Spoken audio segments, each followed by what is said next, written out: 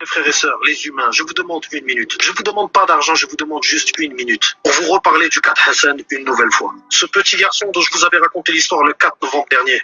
Mais aujourd'hui et depuis tout ce temps, rien n'a avancé. Et pourtant, sa souffrance, elle, ne cesse d'empirer. Ce petit s'appelle Hassan, Wissam Abdrabo.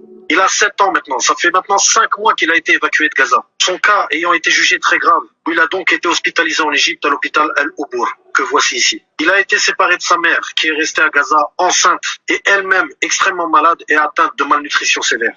Cela fait maintenant 5 mois qu'il ne l'a pas vue et qu'il endure seul des douleurs insoutenables.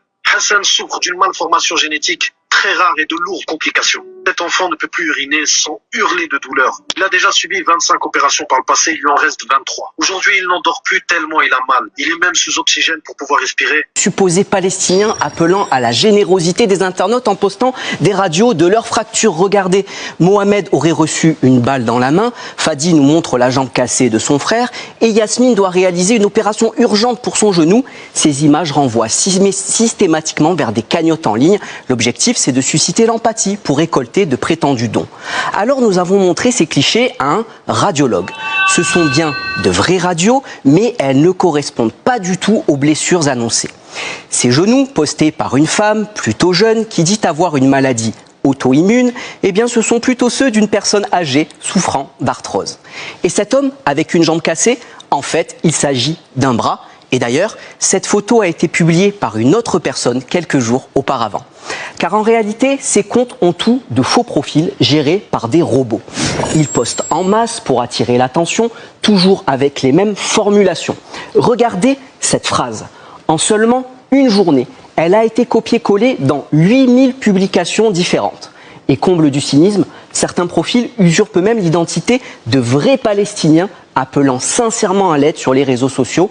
Ici, la photo d'une jeune habitante de Gaza a été volée pour ouvrir une fausse cagnotte en son nom. On le rappelle, ne versez jamais d'argent à des inconnus sur les réseaux sociaux, passez toujours par des organismes reconnus comme les ONG internationales. De supposés Palestiniens que le petit souffre d'une malformation congénitale, donc effectivement l'hypospadia sévère apparemment, puisqu'on a la lettre d'admission du médecin de l'hôpital français.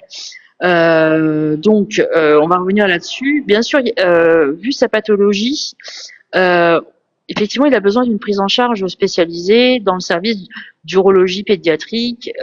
Donc ça, on n'en disconvient pas, moi et Nab, on est d'accord sur ça. Par contre, on vous parle de 23 opérations effectuées en Égypte, plus, enfin, ou 25, plus encore 23 à faire, etc. Alors, je tiens à vous dire que vous pourrez vérifier par vous-même, hein, et je suis pas médecin, mais c'est n'importe qui est capable d'aller vérifier.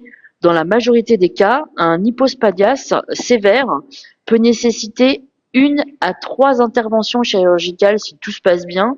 Et en cas de complications répétées, certains enfants peuvent subir jusqu'à 5 à 10 interventions réparties sur plusieurs années. Donc 50 opérations ou 48 opérations, c'est extrêmement improbable. Même dans les cas les plus graves, on parle plus de 10 à 15 chirurgies au max, réparties sur l'enfance et l'adolescence de l'enfant. Donc au-delà, ce serait vraiment considéré comme une prise en charge anormale ou inefficace. Donc déjà dans cette vidéo, il y a des choses qui ne sont pas logiques.